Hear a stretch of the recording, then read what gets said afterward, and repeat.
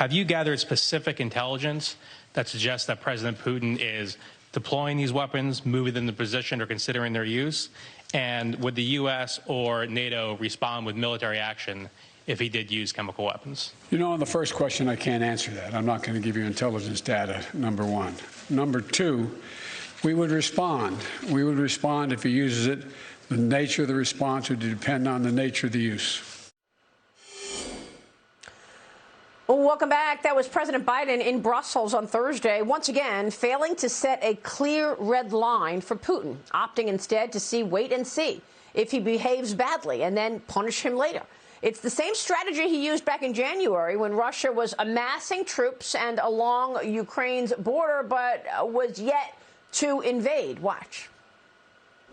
I think what you're going to see is that Russia will be held accountable if it invades, and it depends on what it does. It's one thing if it's a minor incursion and then we end up having a fight about what to do and not do, et cetera.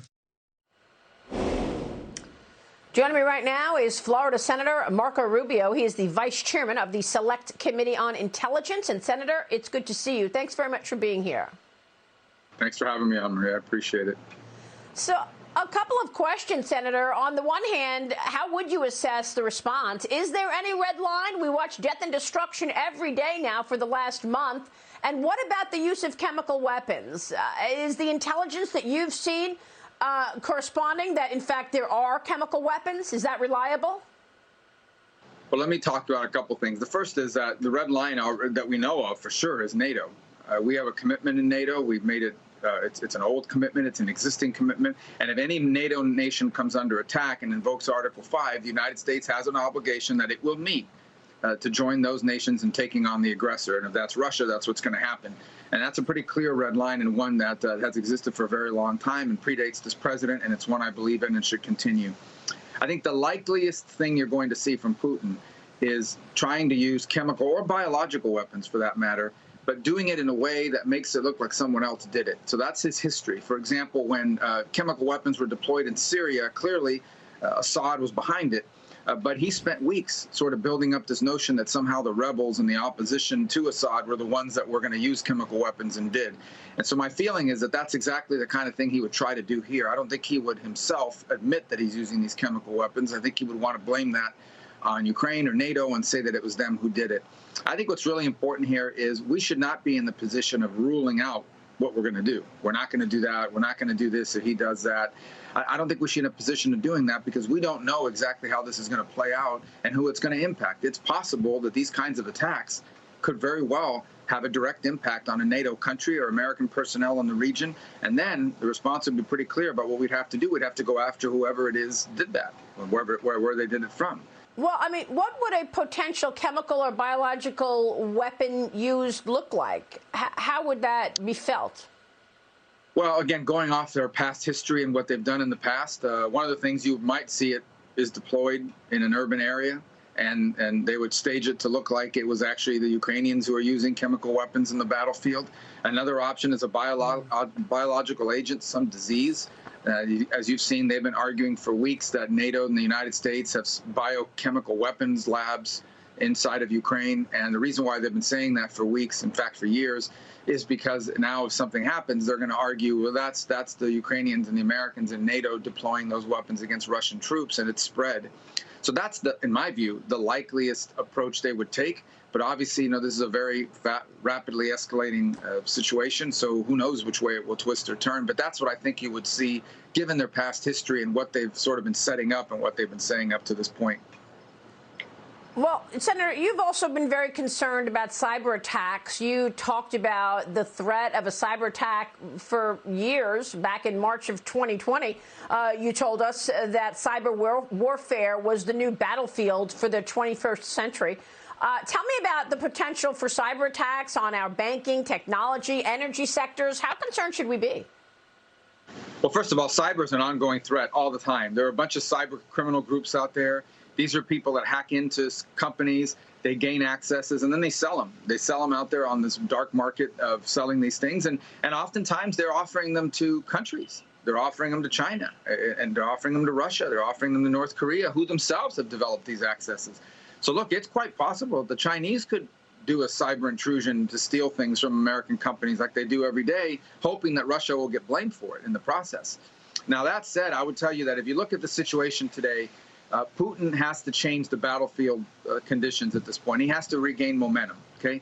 He's not going to be able to do that diplomatically. He can't do that economically. And he can't do that through his conventional weaponry. His military today is stuck in a quagmire. They're stuck.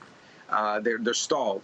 And so how can he escalate? He has a handful of options. We talked about chemical and biological. Cyber is another option. An attack against the United States, against one of our companies. In essence, he'll have strike options before him, and they'll say, look, we have accesses to these companies, these industries. Obviously, the ones I'd keep an eye on are telecommunications and banking and energy, oil and gas companies, because those are the ones that would most hurt the country. That would be his equivalent of sanctions against the U.S. economy. What's your take on this partnership between China and Russia? The White House still has not told us what, quote unquote, consequences Joe Biden put on the table for Xi Jinping during that phone call. Have you been briefed on the phone call between Joe Biden and Xi Jinping? And what are the consequences if China continues to support Russia? I have not.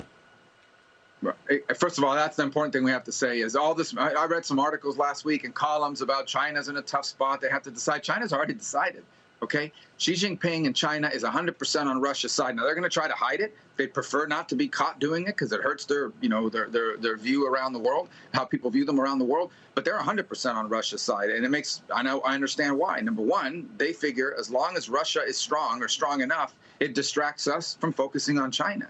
And the second is because they view Putin and China and Russia as their co-combatants. In essence, they're partners in this broader conflict against the West and the United States. And so they're 100% with them, okay? As far as buying oil and gas from them, sure. I mean, especially now that you can buy it at a discount around the world because many oil and gas traders are reluctant to touch Russian oil and gas. I think one of the things China is going to try to do is create an alternative to the SWIFT program, to the SWIFT system, allow banking to transactions to occur electronically without having to go through SWIFT.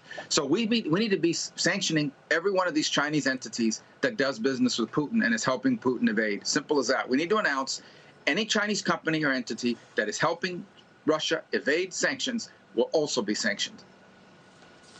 Well, we're not, though, right? I mean, we still see Chinese companies in all of those investment portfolios across the country. The administration canceled the China initiative where the DOJ was investigating intellectual property theft.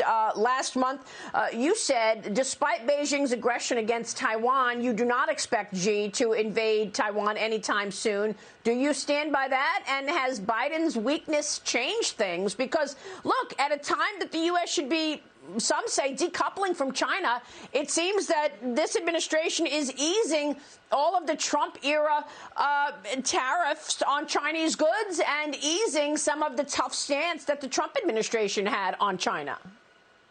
Well, first of all, what I said about Taiwan is I don't think he's going to invade in the next 6 months, but I don't think we finish this decade without China making a move. I think certainly by the middle part of this decade, in the next few years, they're going to do something one way or the other. And I'd watch very closely in October and November of this year when they have their annual party conference. They've said they're going to announce a new Taiwan policy. It's very clear that for Xi, this is a key part of his personal legacy. Taiwan is to Xi what Ukraine is to Putin. He's going to do something.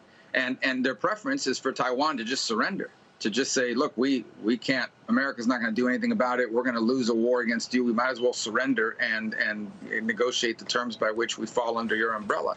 That I think is this priority. The Biden administration is schizophrenic about China because on the one hand, they talk about them being an adversary, a competitor. And on the other, you've got people there that are obsessed with this idea of cutting some green new global deal with China to get their cooperation on green energy and climate change and so forth.